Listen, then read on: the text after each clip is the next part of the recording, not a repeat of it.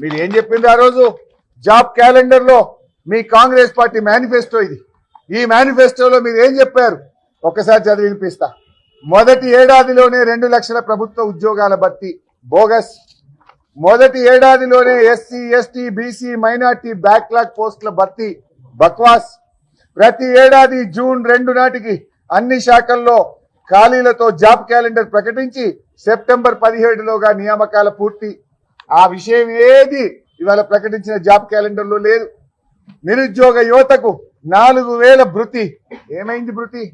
₹1 కూడా భృతి ఇచ్చింది లేదు. ఆ బడ్జెట్ లో ఒక పైసా దానికి కేటాయించిన పరిస్థితి లేదు.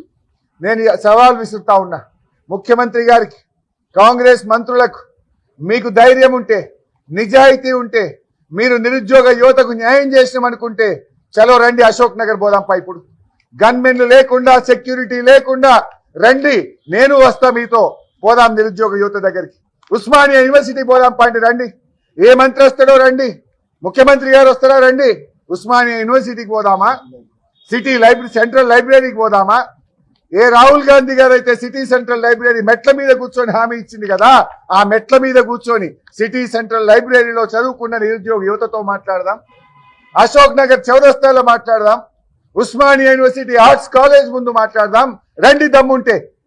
అంటే మీరు ఏ టైం చెప్తారో, ఏ డేట్ చెప్తారో చెప్పండి, నేను వస్తా, పోదాం, మాట్లాడదాం. నిరుద్యోగ యువతను మీరు మోసం చేసిండ్రా, మేం చేసినామా అక్కడే తేల్చుకుందాం. అంటే ఇలా మీరు మోసం చేసిండ్రు.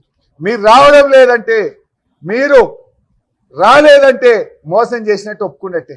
ఎందుకంటే మీకు ముఖం చెల్లక అక్కడికి వస్తే యువత నిలదీస్తుందని మీరు అశోక్ నగర్ కో, ఆర్ట్స్ కాలేజ్ కో, సిటీ సెంట్రల్ లైబ్రరీకి రావడానికి మీరు భయపడుతున్నారు.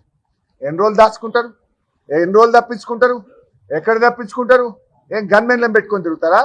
సెక్యూరిటీలను పెట్టుకొని తిరుగుతారా? దయచేసి ఇప్పటికైనా యువతకు క్షమాపణ చెప్పండి. నేను అడుగుతా ఉన్నా, రాహుల్ గాంధీ గారు, నీ క్రెడిబిలిటీ ఏంది? What is your credibility? నువ్వు వచ్చి ఇప్పుడు సమాధానం చెప్పు. రా రాహుల్ గాంధీ.